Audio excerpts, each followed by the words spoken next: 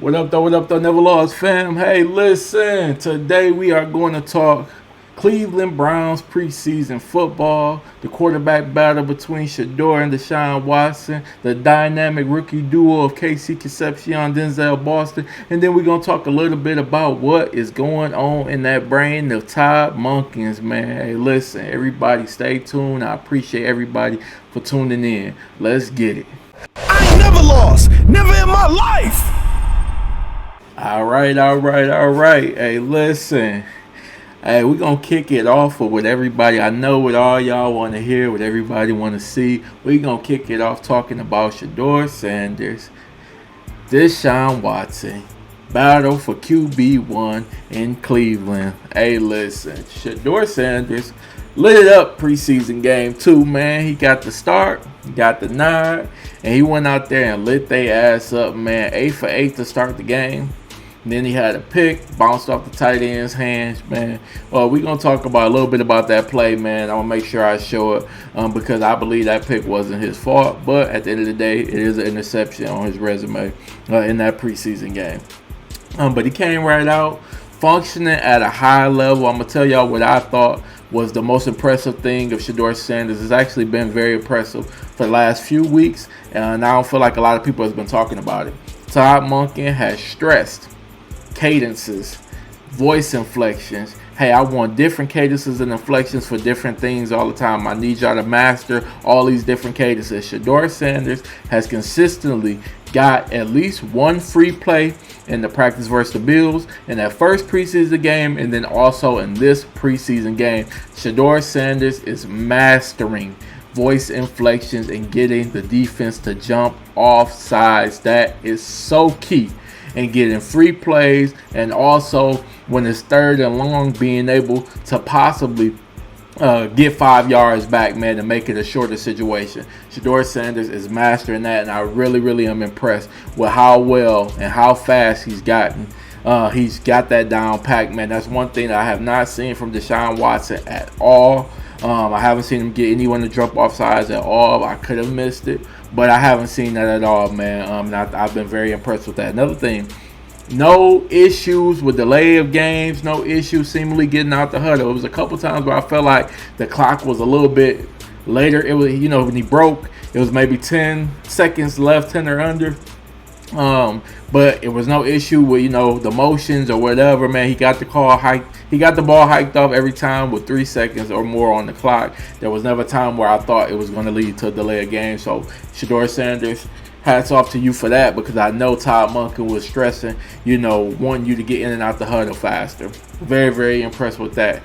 The other thing, man, he was picking the Bills apart in every way, man. He was going through his progressions, 1 through 4, 1 through 5 sometimes, and he was making the right read, making the right decision. He wasn't trying to do too much, wasn't forcing passes, wasn't pressing, wasn't doing anything. Sometimes when he feels like he's down, it's almost like a boxer, man.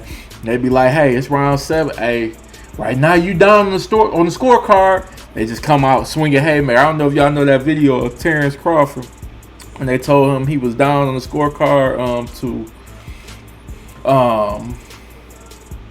was it Canelo? I think it was Canelo. They told him he was down on the scorecard about round 5. He came out beating the hell out of Canelo, man. That's kind of how Shedeur works, man. He come out throwing haymakers when he might not necessarily have to. If y'all remember preseason game versus the Rams 3, when he had his worst performance, he was going for a lot of deep passes or whatever. Back in the Kevin Stefanski days, he was taking a little bit longer than he should have, trying to let routes develop deep to make a splash play, just because Dylan Gabriel came out, and in the beginning of that game, it had a solid game. But back to it, his patience was elite. His reading of the defense was elite. Touchdown pass was wide open to Floria. Floria has become one of his best targets. And remember, they didn't give him KC Concepcion, because Todd Monken really handicapped Shedeur. Really handicapped Shedeur. And I'll go over why I think that is, man. As much as people want to act like, he's trying to call it fair a little bit, but his bias has been Deshaun Watson. He handicapped Shedeur. No Casey Concepcion, no Jerry Jeudy, no Dylan Sampson, no Quinshon Judkins. Like, he went out there with Isaiah Bond, and no starting offensive line. He only had the two. He went out there with Denzel Boston, Luke Floria, Isaiah Bond, Malachi Corley. You know what I mean? Whiteheart, the tight end. I can't think of his name. So I feel like with the weapons that Shedeur had, the O-line, even though it's the second unit, they actually stood up very, very well.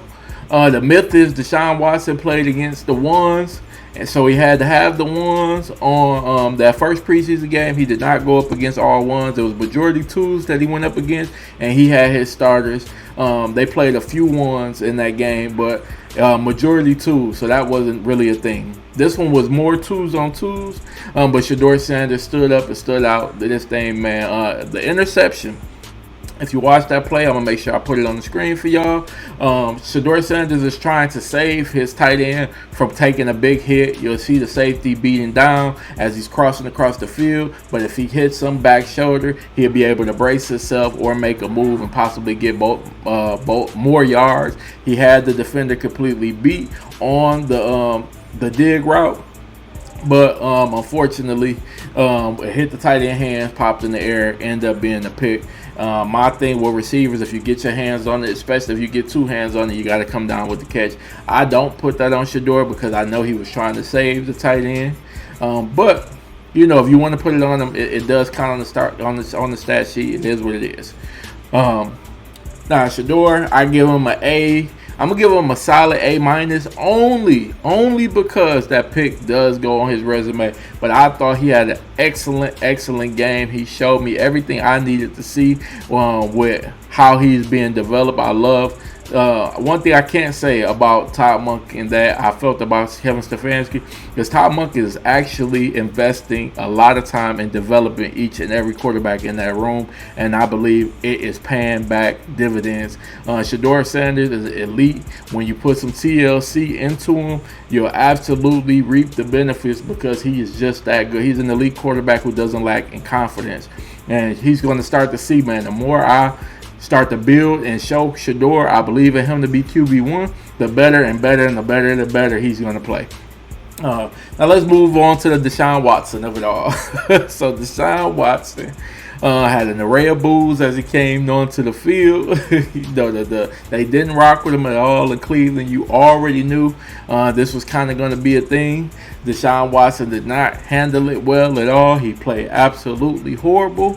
And to be honest with you, if they're going to even consider playing him as a starter, you got to know this is what's going to come with it. The Cleveland Browns do not want to see him in the Cleveland Brown uniform at this point. And to be honest with you, I don't think Deshaun Watson wants to be in the Cleveland Brown uniform anymore. Hence the press conference. We're going to listen to some of his answers. I'm going to pull it up, let y'all hear it. And this is the reason that I believe there is no way you should play Deshaun Watson in this season. He doesn't want to be there. The fans don't want him there.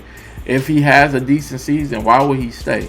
We're going to listen to the press conference real quick, and then we'll talk about it a little bit more. We'll deep dive a little bit more into it. Deshaun, what are your first thoughts on the performance you had in the third quarter, maybe why you weren't able to build off of what you did in the preseason opener? Yeah, it just didn't go our way. Didn't get completions and execute. I think that's the biggest thing. What did you see on the interception? I don't know. I got hit, so I was asking guys on the sideline what happened. So I haven't. Yeah, so he said he didn't see the pick, man. I'll tell y'all what happened. I saw the pick. I'll put it up for y'all. He just made the throw late. To be honest with you, the receiver got open, and he was still open even when Deshaun threw it, but he threw it a little bit late, which gave the defender time to break on the ball, pop it up, and they was able to get picked, man. It was just a late throw, man. He took too long to get it out of his hands. It's one of those things where you got to just take the sack on it, and he tried to get it out, throw it late, and the defender was able to recover, but initially the receiver beat him. I haven't seen the play action, so I'm not even sure. And then that last fourth down, did it get tipped? Yeah, it got tipped. Obviously, we had talked to you about before the game, like how you might respond to whatever the crowd reaction was. Obviously, there were some boos out there. Just what was your kind of reaction in the moment? I mean, I didn't have no reaction. I think the biggest thing is, I think you guys know too, and I think the whole world knows, it has nothing to do about the performance. It's a little bit personal than that. So I think that's it's a disrespectful thing. So yeah, I mean, I'm gonna keep whatever I feel with me and my family internally on how I feel about that. And yeah, just move on.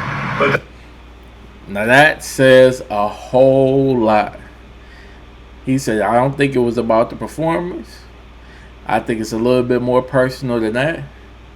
He said, I'm going to keep how I feel and my thoughts in-house between me and my family. To me, that says fuck the Cleveland fan base. I don't respect them. I think it's disrespectful for them to feel how they feel, booing me when I haven't even done anything but try to work myself back from an injury and try to be QB1. I 100% think Deshaun Watson feels that way. And hence, this next question, I think further proves that's how he feels. Don't you think, Deshaun, that winning and playing better would eliminate some of that booing? Last time I played on this field, I tore my Achilles. And that same fan base, they cheered when I got hurt. So, does that have to do with, what does that have to do with anything about performance? Do y'all hear that? He said last time I played for this franchise, he said last time I played, that same fan base, when you put it that way, usually if you say that same fan base, when Russell Westbrook talked about having issues with the Utah Jazz and them saying racist stuff and him argue with a fan, that same fan base always says racist things to me. You know what I mean? When you say that, you're creating a divide. It's them, and you usually do that with an away team. You never do that with a home team. That same fan base is your fan base. That is your team. He said that same fan base cheered when I got hurt. Deshaun Watson ain't forgot that, man, and he not feeling that at all. There's no way if they start Deshaun Watson and he has a halfway decent season, he's not leaving Cleveland. I don't give a damn how much money they throw at him. He does not want to be in Cleveland. He never wanted to be in Cleveland. He didn't want to go there. They had to throw an exorbitant amount of money at him just to get him to sign with the Browns, man. Y'all remember back in that time. He was not planning on signing with Cleveland. I'm going to let him finish up just a little bit more. When a person get hurt, especially for your own city, and they cheer. Does any of that make you regret coming here? No, I don't regret anything in my life. You know, I think the Lord put me through situations for a reason, so I don't regret anything at all. But you know, I had different thoughts on how it was going to be, but you know, it is what it is. You know, sometimes the tables turn, and I'm patient enough because I'm a child of God to wait for that time to change. So I'm not tripping on it. Yeah, so you hear him. Sometimes the tables turn, man. He's patient to wait on it. Man, there's a clear disdain he has for the Cleveland Browns fan base. It's a clear disdain that the Cleveland Browns fan base has for him. This relationship is severed. I don't think there's any repairing the relationship. I don't understand why they're even trying. But at the end of the day, Todd Monken believes he is the whisperer, the Cleveland Brown whisperer. He believes good play will cure all. In a lot of cases, I believe that is the case, but I don't think this is one of them, unfortunately. Moving on, man. Moving on. Ultimately, I thought Deshaun Watson played garbage in that game, and I thought the Cleveland Browns fan base had the right to boo him in that. And I don't think them booing him had anything to do with them cheering when he got hurt. Personally, I thought them was two different situations. I thought he just played garbage in this game, but I do also think they don't like him. So that's just my personal outsider opinion. Money made, never lost. Finals MJ, never lost. Cassius Clay, never lost. Edge Bros, yeah, come from a different cloth. Get rich or die trying, that's law. No fly zone, always